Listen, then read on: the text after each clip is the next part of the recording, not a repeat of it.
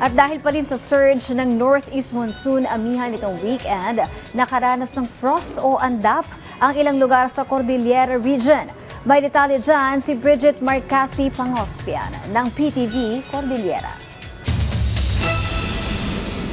Ramdam na ramdam pa rin ang tagos sa buto na lamig sa lungsod ng Baguio dahil pa rin sa umiiral na northeast monsoon o hanging amihan.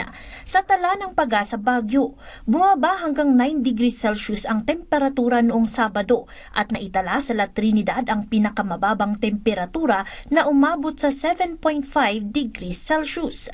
Sa ibang bahagi naman ng Cordillera, naitala ang 9 degrees Celsius sa Benguet at Ifugao, 10 degrees Celsius sa Kalinga at Mountain Province at 13 degrees Celsius sa Abra at Apayao.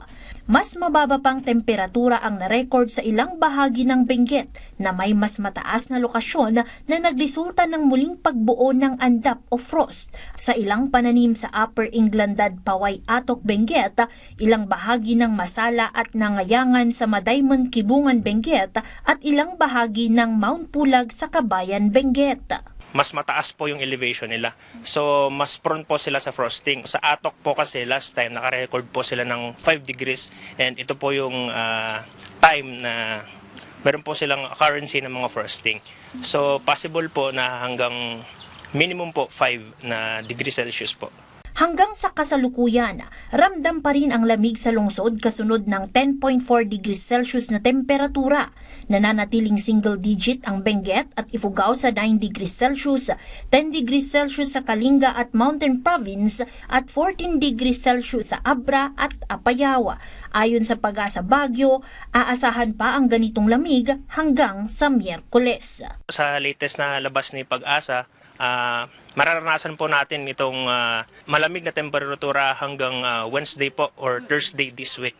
And then aasahan po natin this weekend or next week po, mararanasan na po natin ang tag-init. Dahil pa rin sa lamig ng panahon, mahigpit ang paalala ng City Health Services Office sa publiko na magsuot ng jacket at mask, pagsunod sa mga precautionary measures kontra sa mga sakit na dulot ng malamig na panahon at agad na magpakonsulta kung nakaramdam ng anumang sintomas ng ubo, sipon, lagnat at iba pa. Again, remind our residents, please keep warm, please seek early consult. Hindi po kailangang may sakit tsaka kayo pupunta sa health center. They are always available. Our staff are always available at the district health centers. Please avail of these free health services. Bridget Marcasi Pangospian para sa Pambansang TV sa Bagong Pilipinas.